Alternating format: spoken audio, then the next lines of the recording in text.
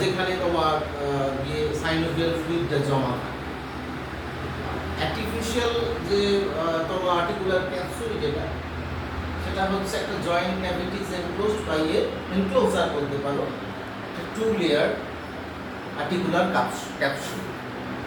এটা একটা ফাইব্রাস ক্যাপসুলও বলে।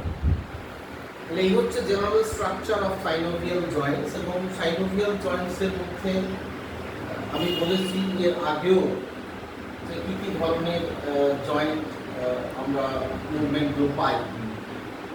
সেটা হচ্ছে ফ্লেকশন, এক্সটেনশন, তারপরে ধরো তোমার এলিভেশন, ডিপ্রেশন, প্রোনেশন, সুপাইনেশন।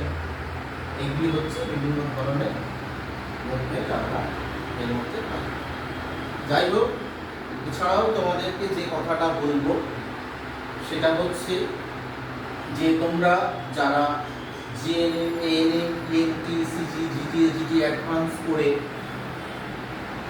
এদিক ওদিক চেষ্টা করছো, কিন্তু অথচ তোমরা কিন্তু সেইভাবে কিছু করতে পারছো না, তারা কিন্তু আমাদের সঙ্গে যোগাযোগ করতে পারো।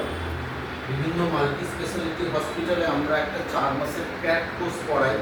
সেই ক্র্যাক কোর্সের পরে প্রিপ্লেসমেন্ট ক্র্যাক কোর্স আমি নাম দিয়েছি। এই প্রিপ্লেসমেন্ট ক্র্যাক কোর্স করানোর পরে তোমরা কিন্তু সরাসরি হসপিটালে জয়েনিং পাও।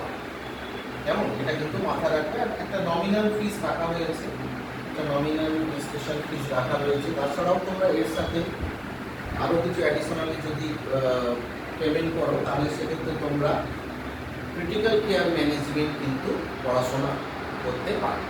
কেমন? 2 বছরের কোর্স, এটাও কিন্তু কন্টিনিউ করতে পারবে। আর ক্র্যাক কোর্সটা অনলি হচ্ছে 4 মাস।